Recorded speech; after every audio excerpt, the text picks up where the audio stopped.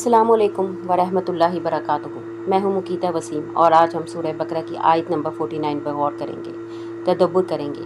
आइए कुरान की रोशनी से दिल को मुनव्वर करते हैं। व इस्नज्जैनकुम आल फिरौना यसुमूनकुम सुअल अज़ाबी युज़्ज़बहूना अब्नाआकुम व यस्तहयूना निसाकुम व फ़ी ज़ालिकुम बलाउम मिन रब्बिकुम अज़ीम। और याद करो जब हमने तुम्हें फ़िरौन वालों से निजात दी, वो तुम्हें बदतरीन अज़ाब देते थे, तुम्हारे बेटों को कत्ल कर देते थे और तुम्हारी औरतों को ज़िंदा रहने देते थे, और इसमें तुम्हारे रब की तरफ से एक बड़ी आजमाइश थी।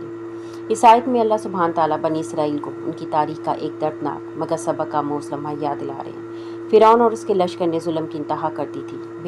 बेटों का कत्ल, माओं के सामने इनका ज़िबा और औरतों को लौंडी बना लेना, ये महज जिस्मानी अजियत न थी बल्कि रूहानी और नफ्सियाती कत्ल भी था। नज्जैनकुम यानी हमने तुम्हें निजात दी। ये निजात अल्लाह का खालस फजल था, ना कि तुम्हारी कोई तदबीर। अल्लाह सुब्हान ताला फरमाते हैं वाफ़ी ज़ालिकुम बलाओ मिन रब्बिकुम अज़ीम, यानी ये सब एक बड़ी आजमाइश थी, लेकिन इस आजमाइश में भी एक राज था। तुम्हें सब्र, शुक्र और रब की तरफ रजू करने का सबक दिया जा रहा था। यह आयत हमें ये भी सिखाती है कि दुनिया के हर जुल्म के पीछे रब की तरफ से कोई हिकमत, कोई इम्तहान और कोई तरबियत पोशीदा होती है।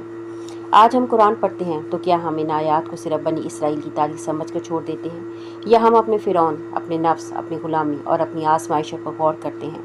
ये वक्त है कि हम अपनी ज़िंदगी की फ़िरौनी ज़ंजीरों को पहचानें और अल्लाह सुब्हान ताला की निजात को तलब करें। अगर आपको ये वीडियो पसंद आई है तो बराए करम लाइक, शेयर और सब्सक्राइब ज़रूर किया करें।